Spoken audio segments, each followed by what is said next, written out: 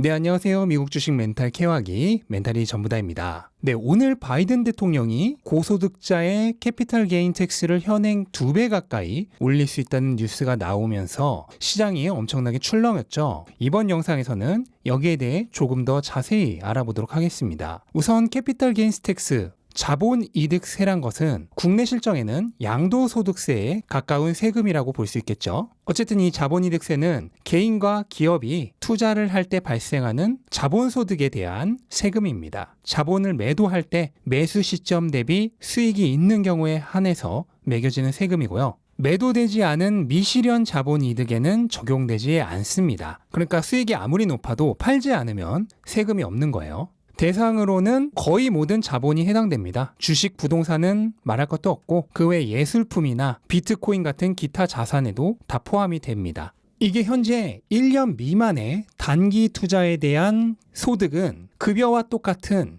경상소득으로 과세가 돼서 최대 37%가 과세되고 있고요. 1년 이상 장기 보유한 자본에 대한 이득만이 바로 이 캐피탈 게인 텍스, 자본이득세가 적용이 되는 것입니다. 이게 현재 최대 20%인데요. 이거를 39.6%까지 부가세 포함 시 43.4%까지 올리겠다는 얘기입니다. 거의 2배로 올라가는 거죠.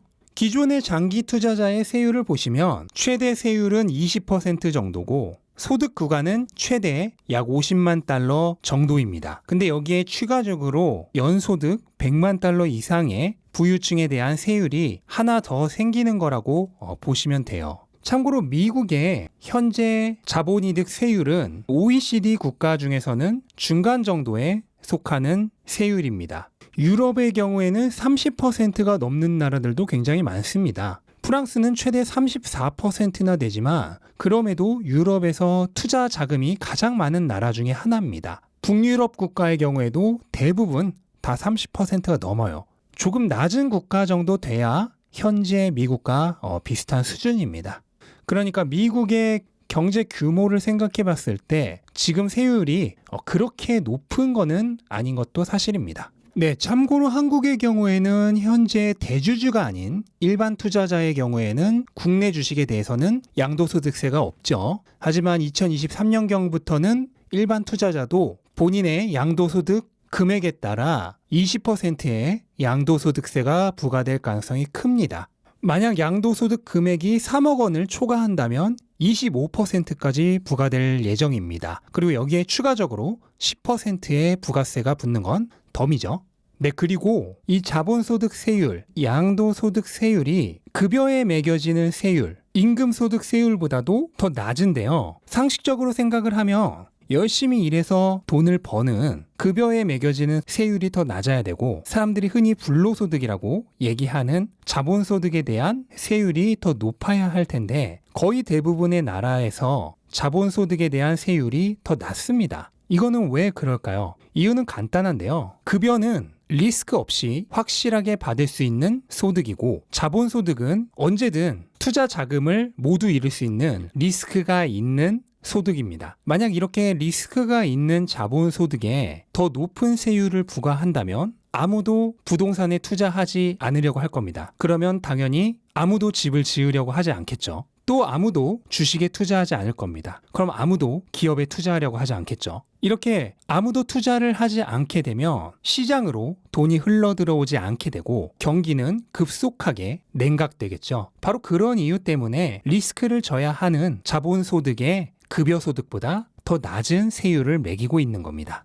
이런 상황에도 불구하고 왜 바이든 대통령은 이렇게 자본소득에 대한 세율을 높이려고 하는 걸까요? 우선 여기에 대해서 알아두어야 할 거는 실제로는 아무도 이 세율 그대로 정책이 통과될 거라 생각하지는 않습니다. 협상을 하기 위해서 일단 최대한 높은 세율을 먼저 제시해 놓고 이후에 협상을 통해 조금이라도 더 높은 세율을 매기려고 하는 거겠죠. 현재 상원의 공화당과 민주당의 의석수는 50대 50으로 동률입니다. 만약 표가 정확히 50대 50으로 나눠진다면 부통령의 결정권이 있기 때문에 민주당이 원하는 대로 되는데요. 문제는 민주당원 중 단 한 명만 법안을 거절해도 상원을 통과하지 못한다는 겁니다. 당연히 민주당 진영에도 부자 동네는 있기 때문에 이 세율 그대로 통과될 가능성은 거의 없다고 생각을 합니다. 하지만 그럼에도 불구하고 분명 부유층의 자본소득세가 올라갈 확률은 높고요. 아마 최종적으로는 30%